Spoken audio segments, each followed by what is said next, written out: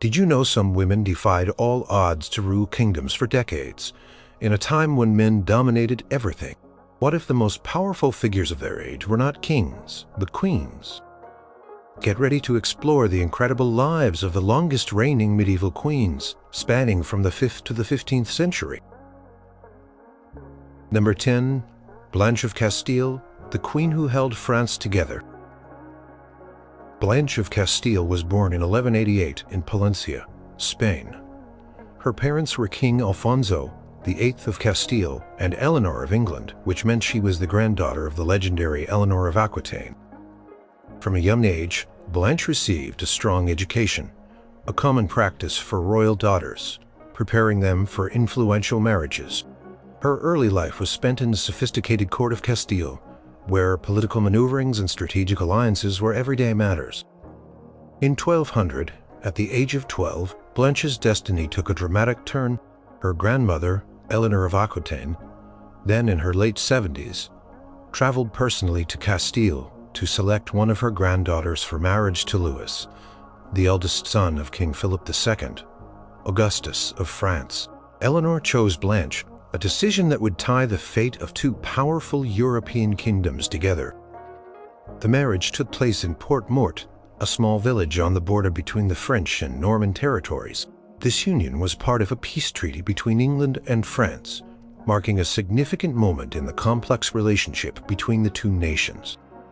Blanche arrived in France as a young queen-in-waiting.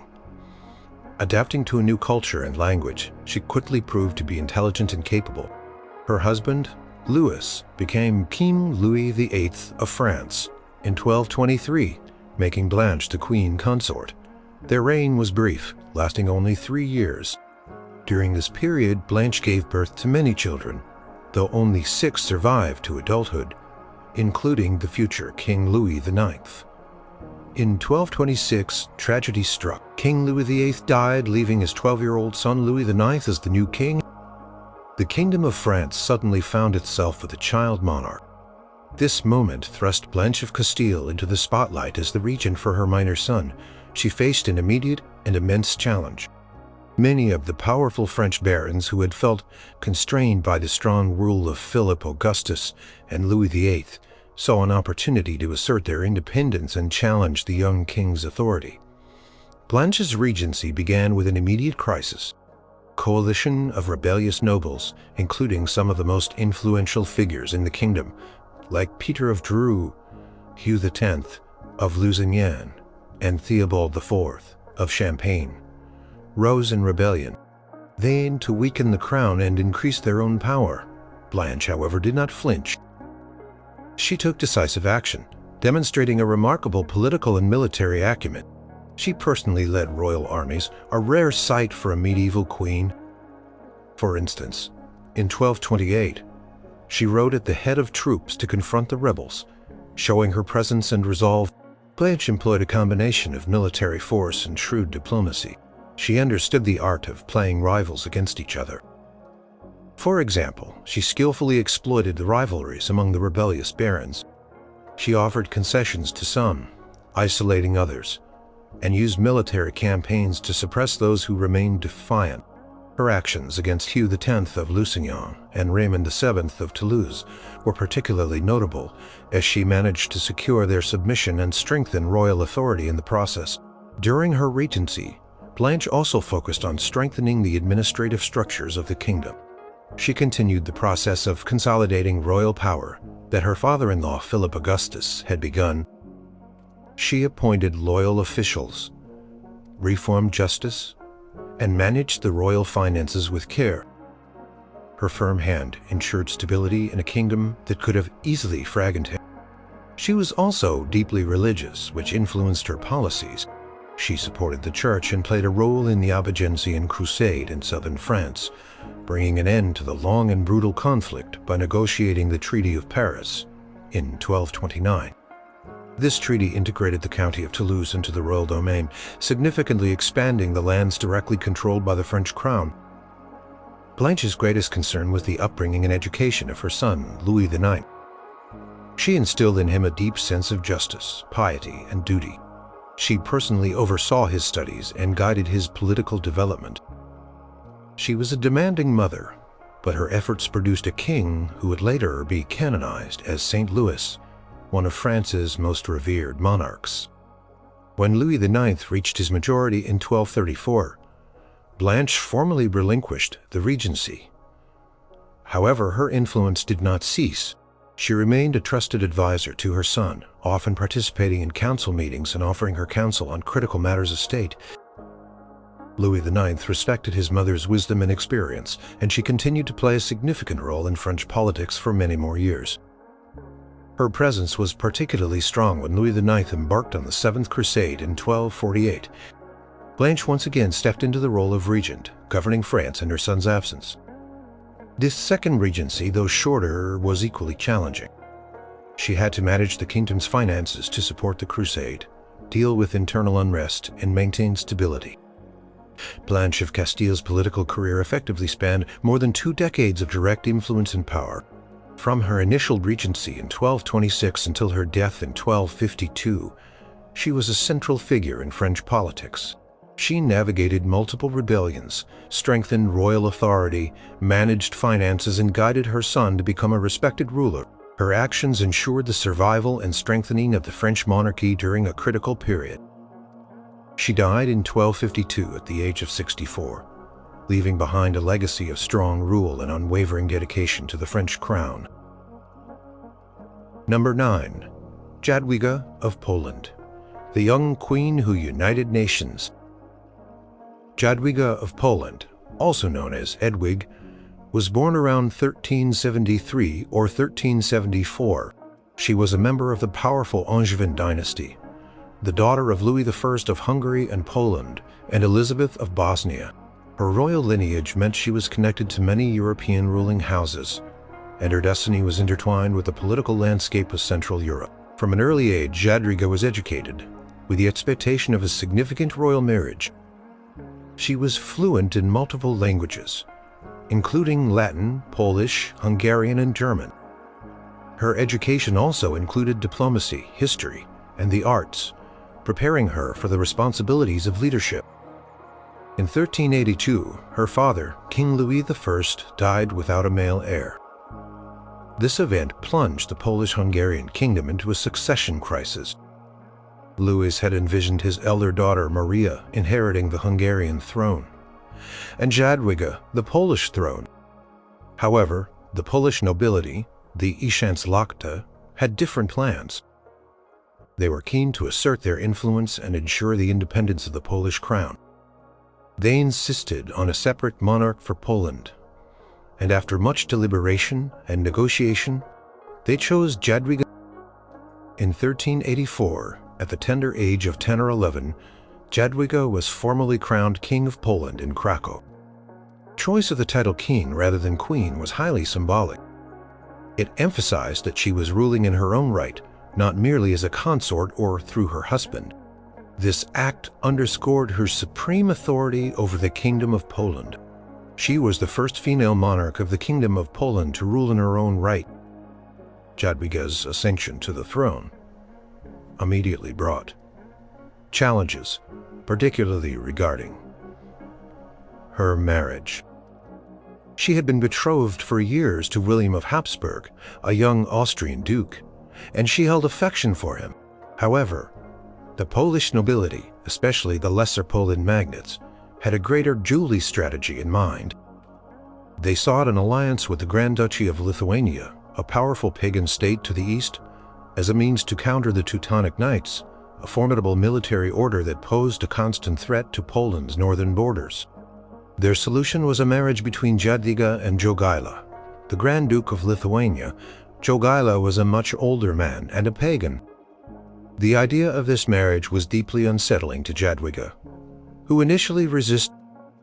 However, the Polish council, realizing the immense political and strategic benefits, exerted pressure on her. They believed this union would bring about the Christianization of Lithuania, an alliance against the Teutonic Knights, and a vast expansion of Polish influence. In 1386, Jadwiga agreed to the marriage. Jogaila converted to Christianity, taking the baptismal name Władysław, and married Jadwiga in Krakow.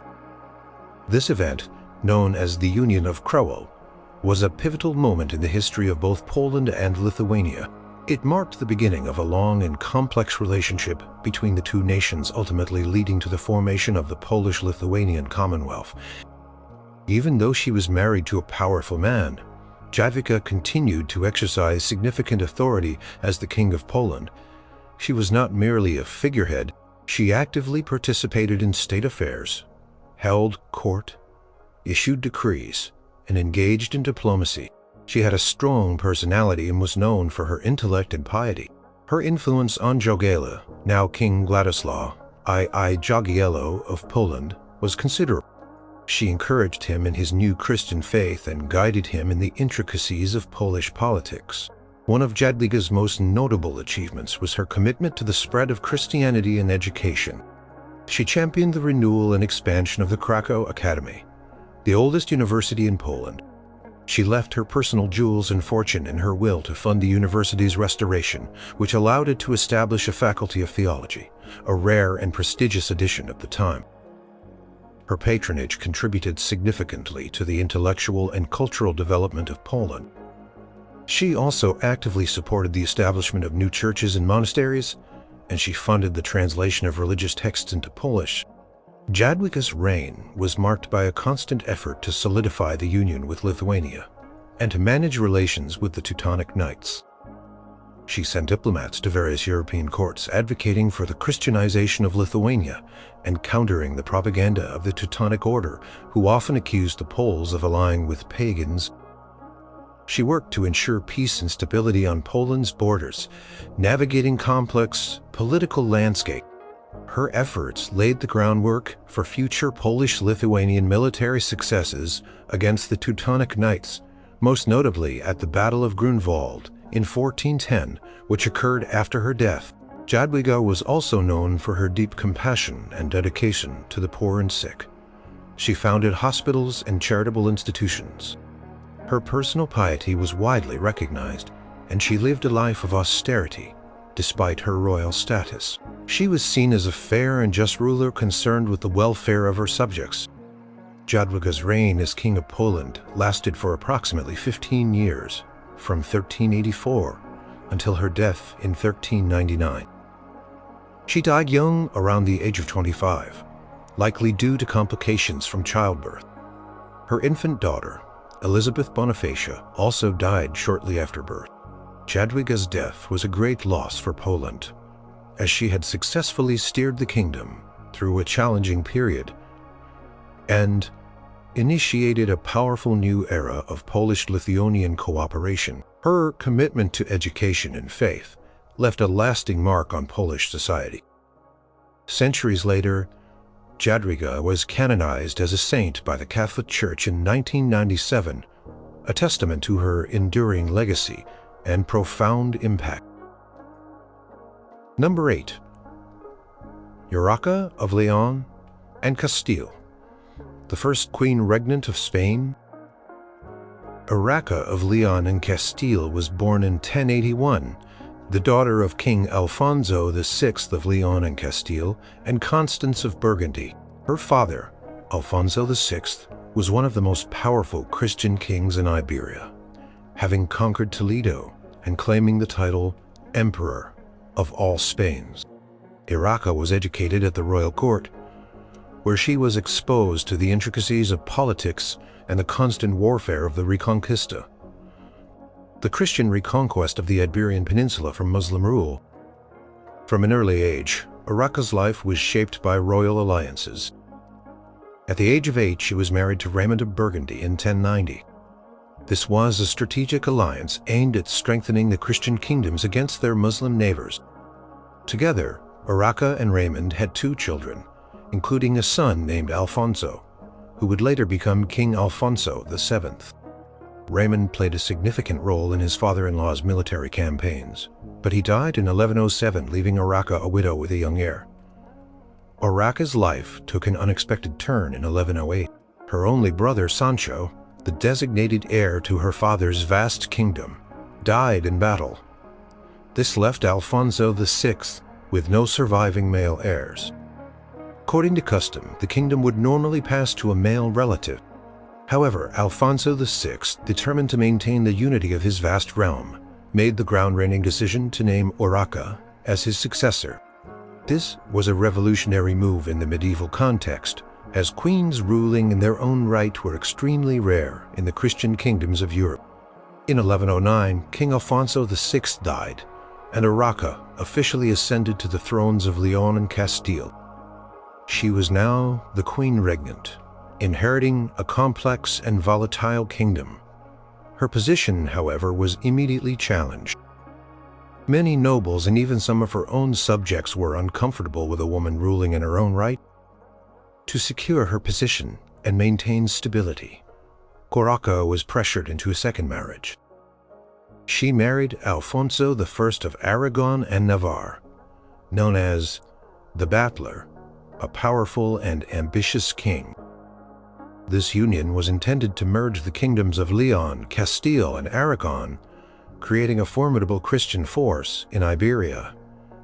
However, the marriage quickly turned into a disaster. Alfonso I was aggressive and controlling, and he sought to usurp Urraca's authority and claim her kingdoms for himself. The marriage devolved into open warfare between husband and wife. For years, Urraca fought to retain control of her kingdoms. This period was marked by civil strife, with various factions of the nobility aligning themselves with either Urraca or Alfonso I. She demonstrated considerable military and political skill during this tumultuous time.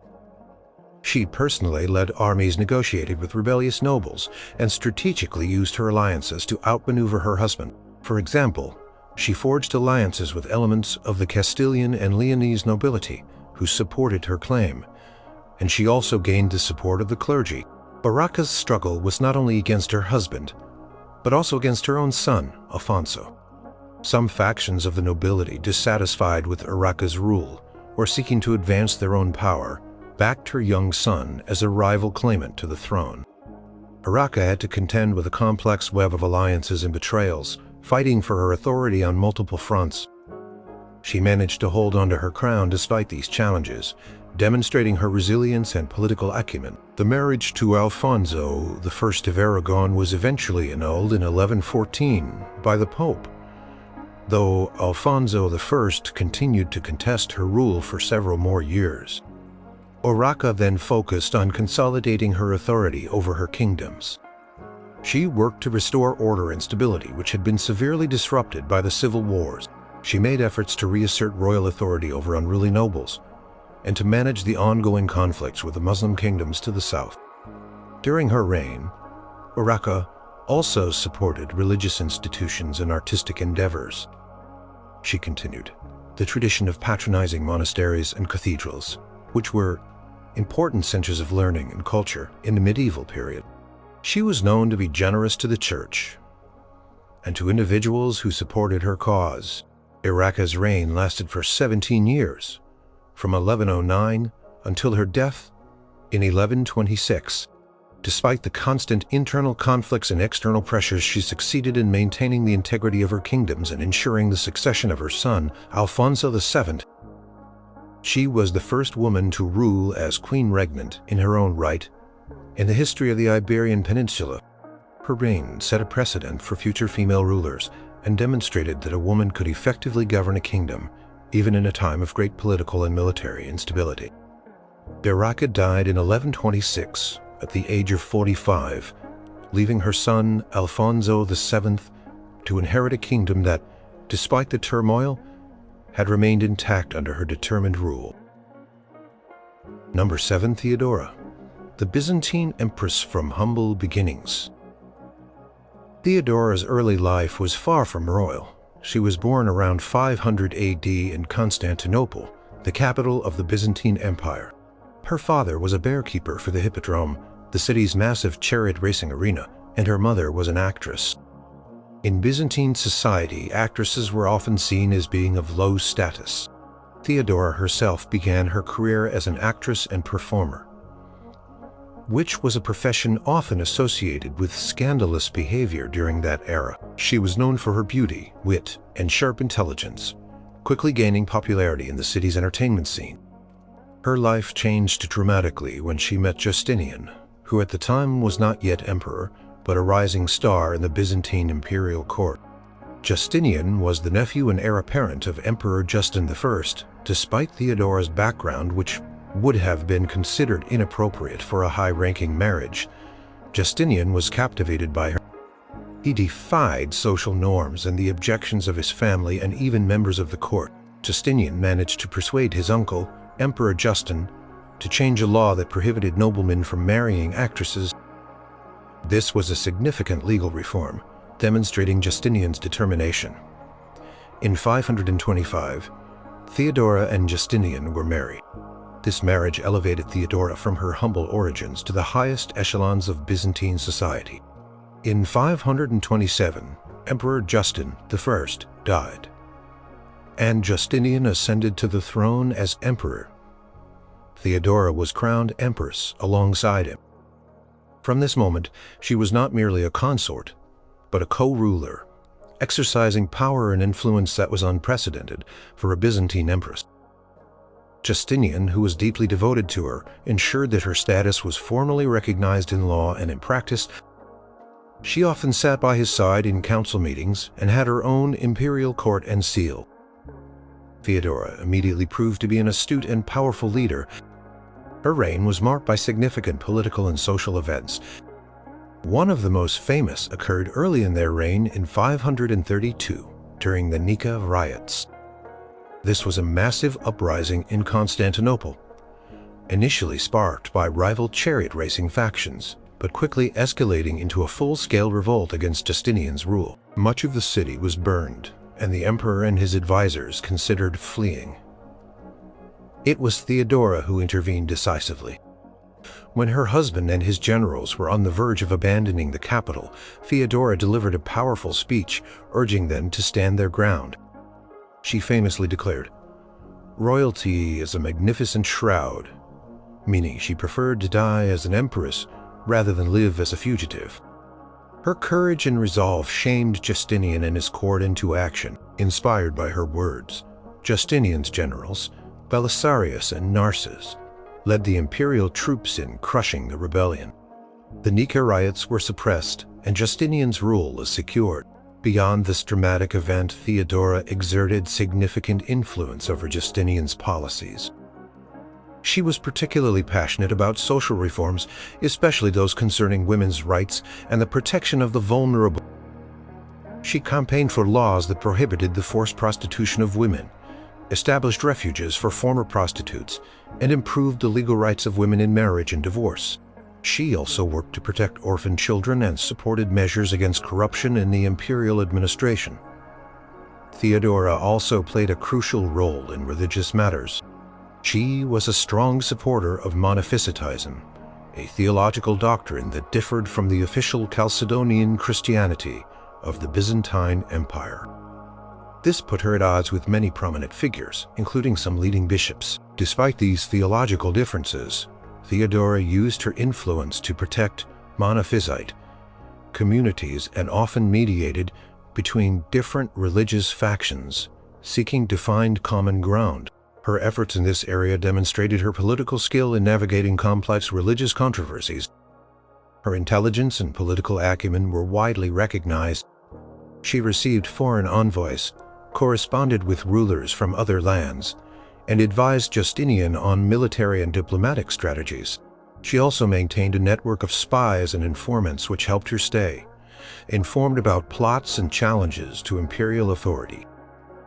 The historian Procopius, though critical of her in his Secret History, acknowledged her immense power and intelligence.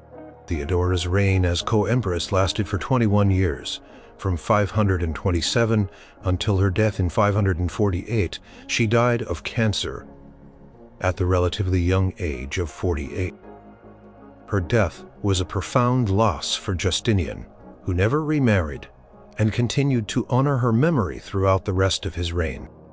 Partnership with Justinian was one of the most powerful and effective co-rules in Byzantine history. She was a guiding figure, not just as an empress, but as a champion of social justice and a formidable political force. Her impact on Byzantine law, society, and imperial policy was substantial, leaving a lasting mark on the empire. Number 6. Melisende of Jerusalem, the Crusader queen who ruled the Holy Land. Melisende was born in 1105 in Jerusalem, a city recently captured by the First Crusade. She was the eldest daughter of King Baldwin II of Jerusalem and Morphia of Melitene. Her father was a powerful Crusader lord, and her mother was an Armenian princess connecting Melisende to both Western European and Eastern Christian traditions. From an early age, Melisende received a comprehensive education which was uncommon for women of her time. She was trained in Latin, history, and the intricacies of diplomacy and governance, preparing her for a significant role in the Crusader kingdom. Melisende grew up in the unique environment of the Latin Kingdom of Jerusalem, a frontier state constantly threatened by Muslim powers. As the eldest of 4 daughters, and with no male heirs from her father, Melisende became the designated successor to the throne. This was an extraordinary decision, as it was rare for a woman to inherit a kingdom in her own right in medieval Europe. Her father, Baldwin II, spent considerable effort securing her succession, ensuring she would rule as queen regnant. To further solidify her position and provide military leadership for the kingdom, Melisende was married in 1129 to Fulk V, Count of Anjou and Maine. A powerful and experienced Crusader nobleman from France, Fulk was older than Melisende and had a reputation as a capable military commander. The marriage was intended to strengthen the kingdom, but it also brought its challenges. In 1131, her father, King Baldwin II, died, and Melisende was crowned Queen of Jerusalem. Her husband, Fulk, was crowned co-ruler. Initially, Fulk attempted to assert his own authority, marginalizing Melisende and excluding her from governance. He tried to rule in his own name, favoring his own Frankish loyalists from Anjou. This caused significant discontent among the native nobility of Jerusalem, who had sworn allegiance to Melisende as their rightful queen. The struggle for power between Melisende and Fulk escalated. The Jerusalem nobility, loyal to Melisende and her family's legacy, rallied around her. They resented Fulk's attempts to usurp her authority. The situation came to a head when a conspiracy involving Fulk and his allies was uncovered, aiming to undermine Melisende's position further. This crisis forced Melisende to assert her rights forcefully. She gained the support of the church and many leading figures in the kingdom. Ultimately, Fulk was compelled to acknowledge Melisende's rightful claim and share power with her. From around 1136 onwards, Melisende ruled as a sovereign queen, co-signing all official documents and exercising significant political authority. The kingdom was effectively under their joint rule, though Melisende's influence steadily grew. She was known for her administrative skills and her ability to handle the complex diplomatic challenges of the kingdom. In 1143, King Fulk died in a hunting accident, leaving Melisende as the sole regent for their young son Baldwin III. This marked the beginning of Melisende's most significant period of independent rule. She now governed the kingdom in her own right, navigating the treacherous political landscape of the Levant. She demonstrated exceptional leadership in both domestic and foreign policy. She appointed her own officials, managed the kingdom's finances, and made crucial decisions concerning the defense of the realm. Her reign as regent for Baldwin III, and then as co-ruler with him, was marked by several important events. In 1144, the major Crusader state of the county of Edessa fell to Muslim forces. This event shocked the Christian world and led to the launching of the Second Crusade. Melisende played a crucial role in dealing with the aftermath and preparing for the arrival of the Crusader armies. She hosted King Louis VII of France and his queen Eleanor of Aquitaine when they arrived in Jerusalem in 1148. She participated in the council meetings that debated the strategic objectives of the Second Crusade, advocating for a campaign against Damascus, though the crusade ultimately failed. As her son Baldwin III grew older, he began to assert his own claim to sole rule. This led to a period of tension and conflict between mother and son. Baldwin demanded to rule independently, and a civil war briefly broke out in 1152. Melisende, supported by some of the nobility and the church, defended her right to rule. The kingdom was divided, with Baldwin ruling the northern part from Acre, and Melisende ruling the southern part, including Jerusalem and Naples. However, this arrangement did not last long. Baldwin III eventually consolidated his power and took full control of the kingdom. Melisende, while no longer formally ruling, continued to exert considerable influence and remained a respected figure in the court. She retired to her own lands but was often consulted on important matters. She also focused on religious patronage, sponsoring the renovation of the Church of the Holy Sepulchre and the construction of new religious foundations. Melisende's effective reign as Queen of Jerusalem, either as co-ruler with Fulk or as regent for Baldwin III, spanned over 22 years, from 1131 to 1153. She died in 1161, having lived through and shaped a significant period of Crusader history. She successfully defended her right to rule, maintained the stability of a fragile kingdom, and left a lasting mark as a powerful and capable queen in the Holy Land. Number 5. Isabella I of Castile, the monarch who united Spain. Isabella was born in 1451 in Madrigal de las Altas, Torres Castile. She was the daughter of King John II of Castile and Isabella of Portugal. Her early life was marked by political instability and dynastic disputes within the Castilian royal family. After her father's death in 1454, her half-brother, Henry IV, ascended to the throne. Isabella and her younger brother Alfonso were initially kept away from the court, living a relatively quiet life. However, as Henry IV's reign became increasingly unstable and his legitimacy questioned, Isabella's position became more central.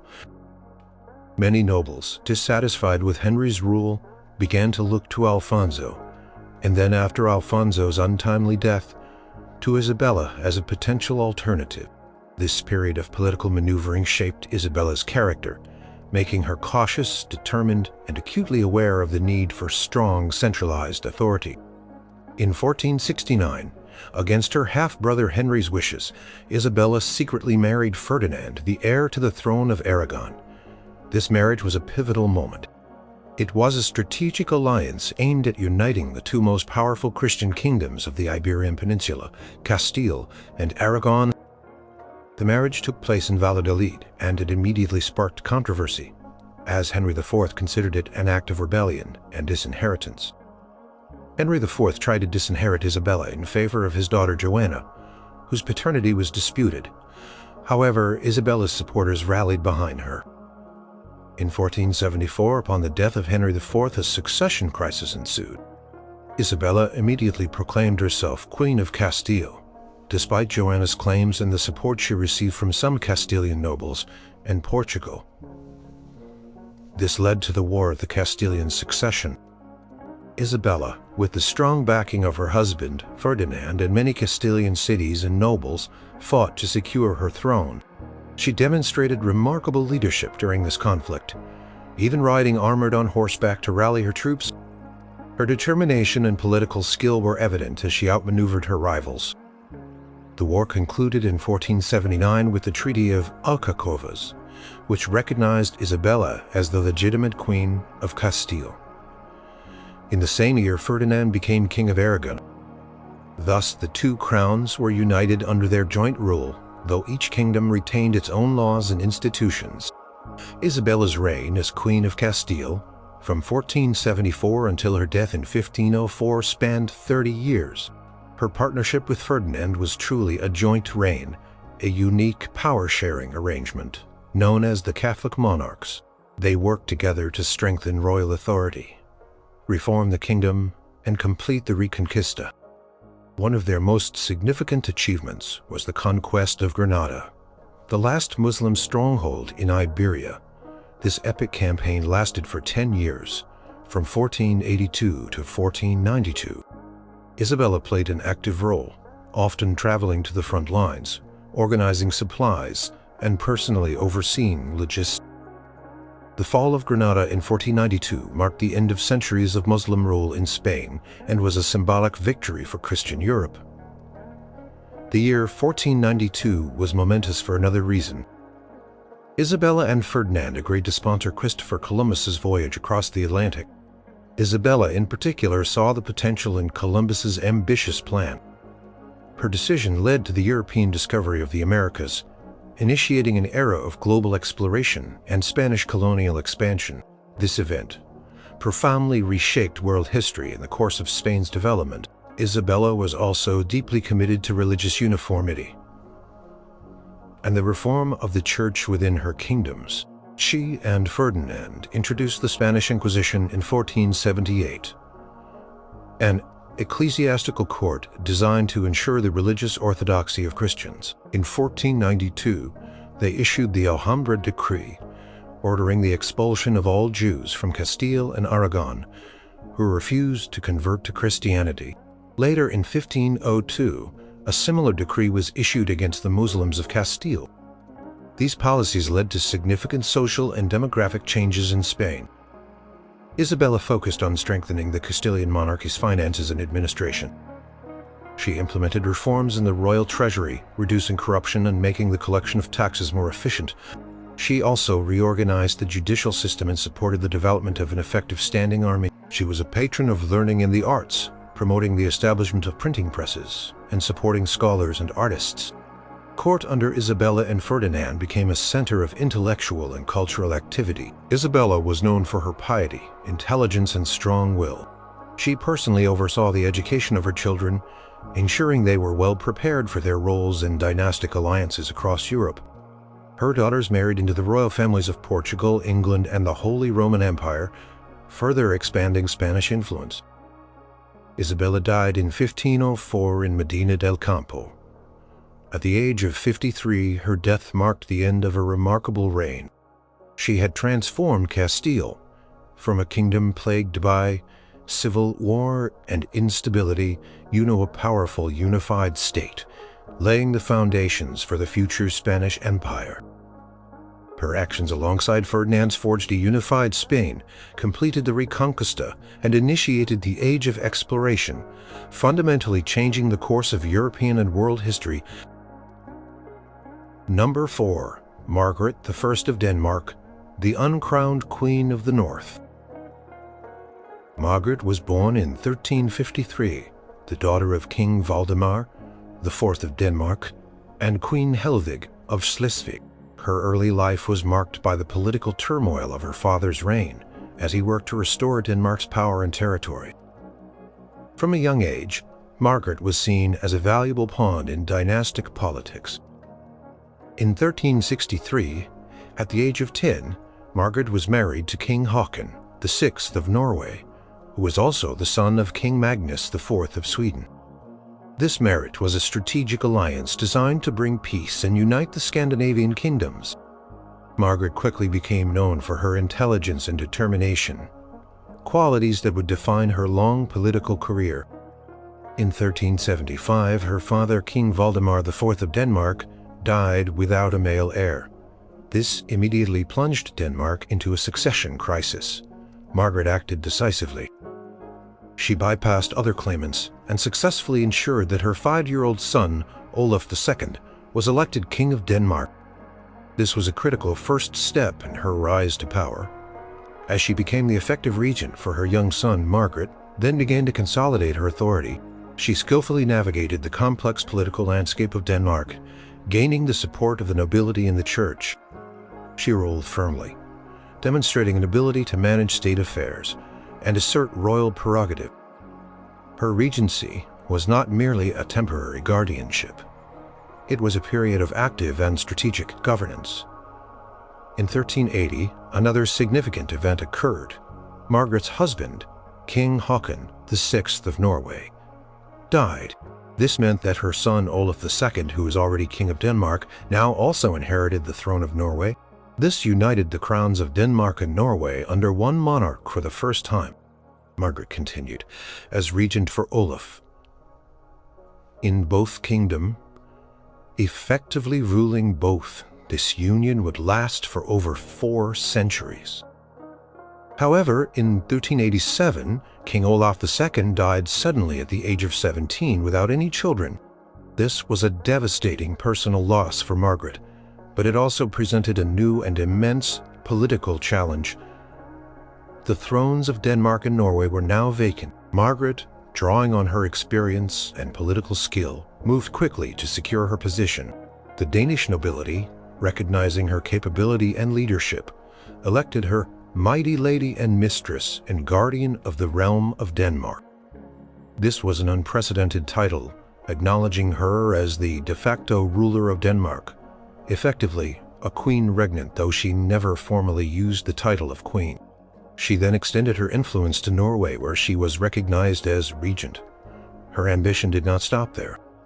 Sweden was also in a state of political unrest, with many nobles unhappy with their king. Albert of Mecklenburg, they appealed to Margaret for help. In 1388, the Swedish nobility formally recognized Margaret as their sovereign ruler and guardian, asking her to intervene in Sweden. Margaret, seeing an opportunity to unite all free Scandinavian kingdoms, launched a military campaign against Albert. In 1389, Margaret's forces defeated Albert of Mecklenburg's army at the Battle of Asle.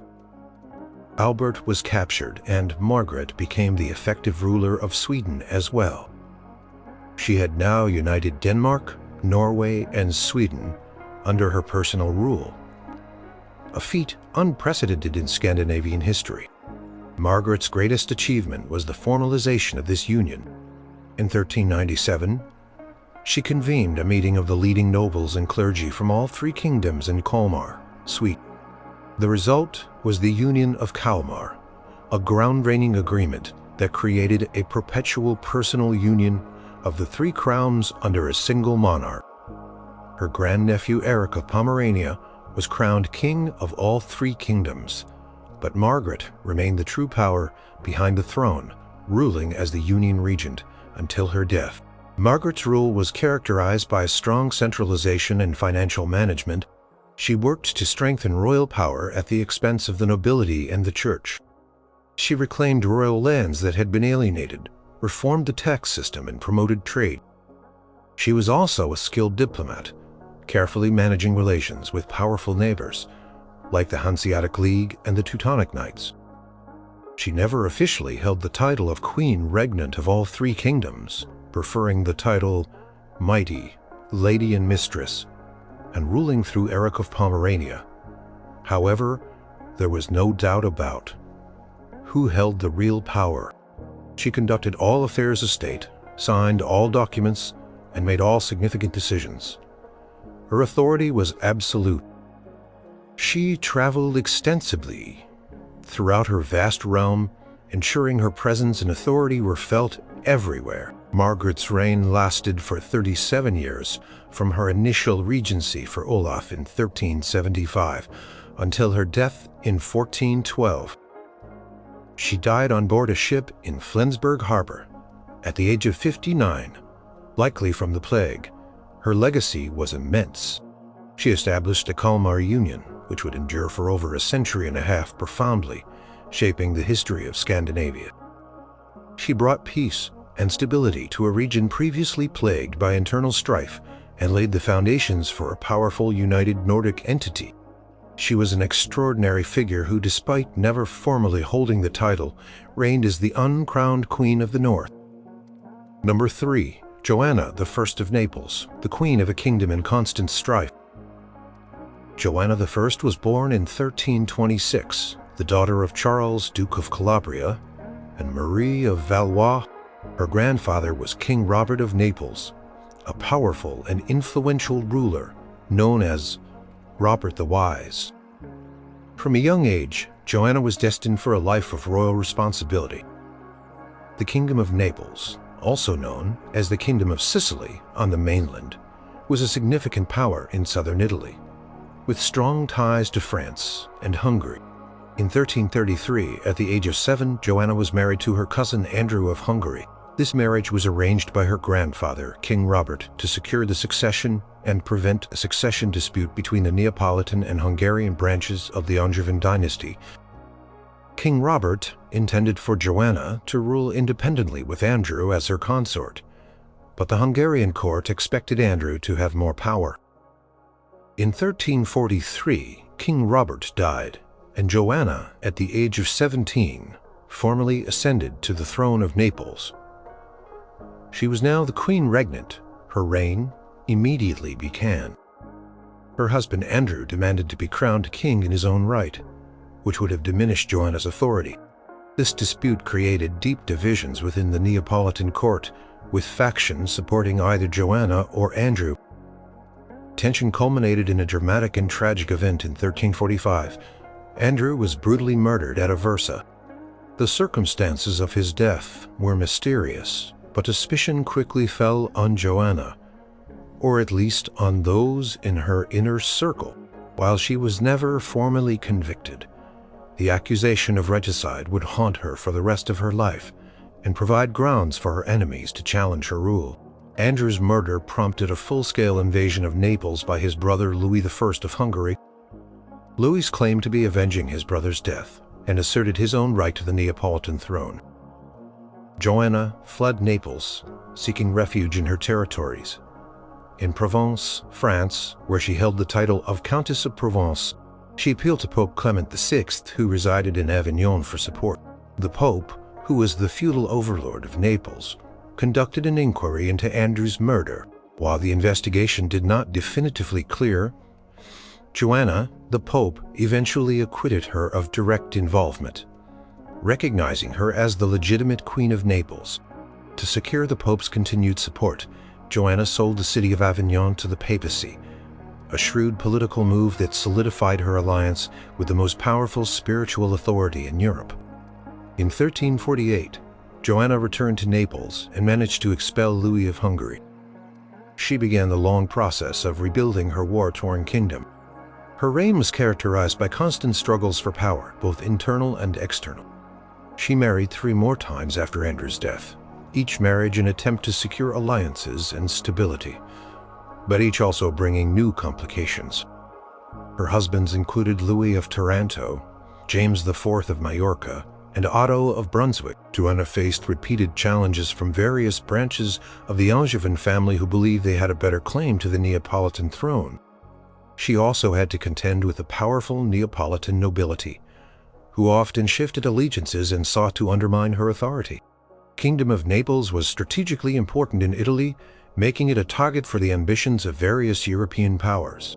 Despite these constant challenges, Joanna demonstrated remarkable resilience and political skill. She maintained her independence, often playing one faction against another. She managed to hold on to her throne for decades, a testament to her determination and ability to survive in a dangerous political environment. She ruled through a succession of crises, including the Black Death, which devastated Europe in the mid-14th century. Joanna also showed an interest in culture and art. Her court in Naples became a center for artistic and intellectual activity, attracting scholars and artists from across Europe. She was known to be highly educated and spoke several languages. Towards the end of her reign, a new crisis emerged. The Western Schism, which saw rival popes claiming legitimacy, forced Joanna to make a difficult choice. She sided with Pope Clement VII, the Avignon Pope. This angered Pope Urban VI in Rome, who declared Joanna excommunicated and deposed. Urban VI then offered the Kingdom of Naples to Charles of Durazzo, a cousin and rival claimant from the Hungarian branch of the Angevin family. Charles of Durazzo invaded Naples in 1381 with Hungarian support. Joanna, now in her late 50s, mounted a defense, but was ultimately overwhelmed. She was captured and imprisoned in the castle of Muro Lucano. In 1382, at the age of 56, Joanna I was murdered, likely on Charles's orders to prevent any further challenges to his rule. Joanna I reigned as Queen of Naples for 39 years, from 1343 to 1382. Her life was a dramatic saga of political intrigue, murder, invasions, and constant struggle to maintain her crown. Despite the controversies and turmoil, she ruled for an extended period, demonstrating that a woman could govern a kingdom even one as volatile as Naples for nearly 4 decades. Her long reign in the face of relentless opposition cemented her place as one of the most resilient medieval queens. Number 2. Brunhilda of Austrasia, the Frankish queen who defied her enemies for decades. Brunhilda was born around 543 AD, a princess of the Visigothic kingdom in Hispania, the daughter of King Athanagil. Her upbringing was in a sophisticated Visigothic court, where she received an education typical for royalty, including reading, writing, and the intricacies of diplomacy. In 567, she married King Sigebert, the first of Austrasia, one of the powerful Frankish kingdoms that had emerged from the collapse of the Roman Empire. This marriage was part of a strategic alliance bringing the Visigothic and Frankish realms closer. However, her marriage immediately plunged her into one of the most infamous and violent feuds of the early medieval period. Sigebert's brother, Chilperic I, king of Neustria, another Frankish kingdom, was also married to a Visigothic princess, Brunhilda's sister, Galswintha. Chilperic soon abandoned and possibly murdered Galswintha to marry his mistress Fredegund. This act sparked a blood feud between the two brothers and their queens. Brunhilda sought revenge for her sister's death, initiating a decades-long struggle between Austrasia and Neustria. Brunhilda was not just a queen consort. She was a formidable political figure. She actively advised her husband Sigebert and encouraged him in his wars against Chilperic. Her intelligence and strong will were apparent from the outset. In 575, Sigebert was assassinated, likely at the instigation of Fredegund. This left Brunhilda in a perilous position, a foreign queen, a widow with a young son, Childebert II. As the heir to Austrasia, Brunhilda immediately demonstrated her resilience. She secured the recognition of her son as King of Austrasia and began to rule as regent for him. This was the beginning of her long period of direct political power, which would last for over 4 decades. As regent, she faced opposition from powerful Austrasian nobles who resented her influence and tried to undermine her authority. She also had to contend with the ongoing feud with Fredegund in Neustria. Brunhilda proved to be an exceptionally capable ruler. She worked to strengthen royal power, often at the expense of the powerful Frankish nobility. She reformed the administration, improved the kingdom's finances, and maintained a strong military. She was particularly interested in infrastructure, ordering the repair of old Roman roads and the construction of new ones. She also supported the church, patronizing monasteries and bishops, seeing them as allies in centralizing royal authority. Her struggle with Fredegund continued even after Fredegund's own death in 597. Brunhilda faced new challenges from Fredegund's son, Clothar II, king of Neustria. In 595, her own son, Childebert II, died, leaving her as regent for her young grandsons, Theodebert II of Austrasia and Theodoric II of Burgundy. This meant she was now ruling 2 kingdoms, further expanding her influence but also increasing her enemies. Brunhilda's rule was marked by constant political intrigue, assassinations, and warfare. She managed to maintain her power through a combination of shrewd alliances, ruthless suppression of opposition, and military campaigns. She became one of the most powerful figures in the Frankish kingdoms, often acting as a de facto ruler rather than just a regent. She sent ambassadors to the Byzantine Empire, cultivated relationships with other European rulers, and played a significant role in the internal politics of the church. However, her centralized rule and determination to consolidate power led to growing resentment from many powerful Frankish nobles, particularly in Austrasia and Burgundy. They viewed her as a tyrannical foreign queen. She was seen as someone who consistently pushed the boundaries of traditional female authority. In 613, the long and tumultuous reign of Brunhilda came to a brutal end. The Frankish nobles, especially those in Austrasia, united against her. They made an alliance with Clothar II of Neustria, her long-standing enemy. Brunhilda was betrayed by her own supporters, captured and handed over to Clothar. Clothar, holding her responsible for many years of conflict and the deaths of his family members, subjected her to a horrific public execution. She was tortured for 3 days and then tied to the tail of a wild horse and dragged to her death. She was around 70 years old. Brunhilda's active political influence and de facto rule as regent spanned approximately 46 years, from 567 until her death in 613. She was a dominant force in Frankish politics for almost half a century, demonstrating an extraordinary capacity for leadership, strategic planning, and ruthlessness. Her life story is a testament to the power and resilience of a woman who shaped the early medieval Frankish kingdoms through sheer force of will, leaving a lasting, albeit controversial, mark on history. Number 1. Eleanor of Aquitaine, the legendary Queen of Two Kingdoms. Eleanor of Aquitaine was born around 1122, the eldest daughter of William X, Duke of Aquitaine and Count of Poitou. Aquitaine was a vast and wealthy duchy in southwestern France, larger than the domain of the French king himself. Eleanor grew up in a vibrant and cultured court, known for its patronage of troubadours and its advanced education. She received a thorough education in Latin, music, literature, and even horsemanship and hunting. This upbringing prepared her for a life of leadership and influence. In 1137, her father, William X, died while on pilgrimage without a male heir. At the age of 15, Eleanor suddenly became the Duchess of Aquitaine and Countess of Poitou, inheriting one of the largest and most powerful feudal territories in Western Europe. Her immense inheritance immediately made her the most sought-after bride in Christendom. Her father's will stipulated that she should marry Louis the heir to the French throne. The marriage took place quickly in Bordeaux in 1137.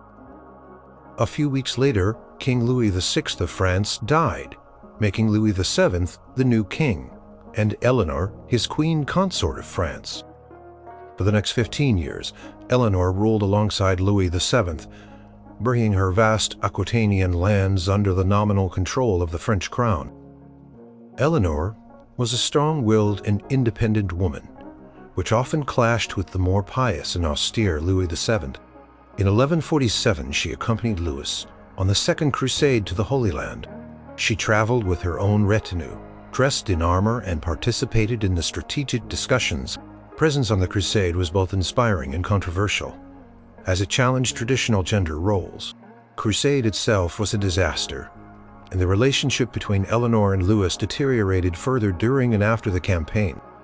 After their return from the crusade, the marriage between Eleanor and Louis became increasingly strained. They had 2 daughters, but no sons, a critical issue for a medieval monarchy.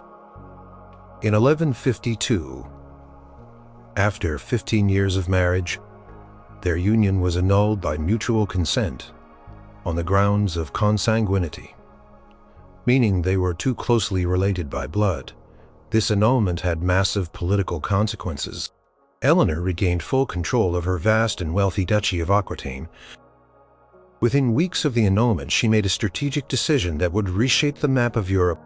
She married Henry Plantagenet, Duke of Normandy and Count of Anjou.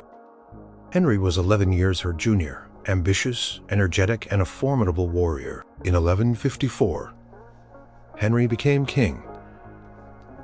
Henry II of England, making Eleanor Queen Consort of England.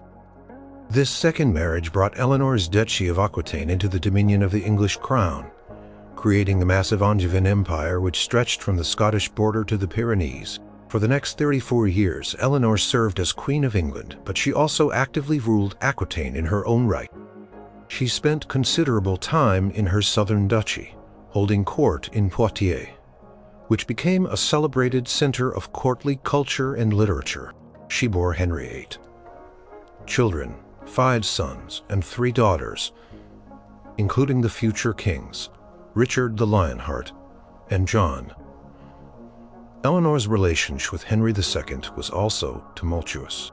Despite their early passion, their marriage eventually soured particularly as Henry took mistresses and tried to exert more direct control over Aquitaine. Eleanor, fiercely independent, increasingly sided with her sons in their rebellions against their father. In 1173, she actively supported her sons in a major revolt against Henry.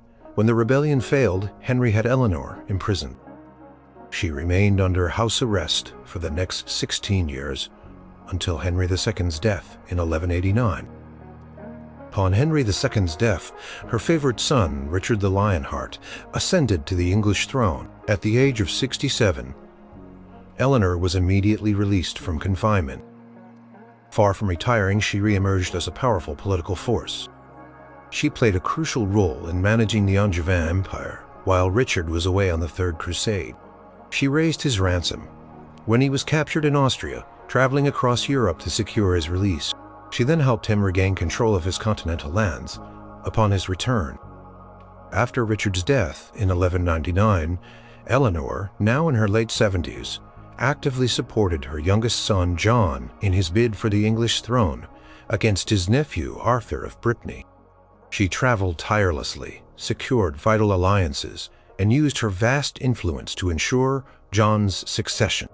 Even in her 80s, she journeyed to Spain to negotiate the marriage of her granddaughter, Blanche of Castile, future Queen of France, a testament to her enduring political acumen and dedication to her family's dynastic interests. Eleanor of Aquitaine's effective reign as Duchess of Aquitaine, an influential queen consort of France and England, spanned an astonishing 67 years, from 1137 until her death in 1204. She was a dominant figure in European politics for over half a century, moving between the most powerful courts of her time.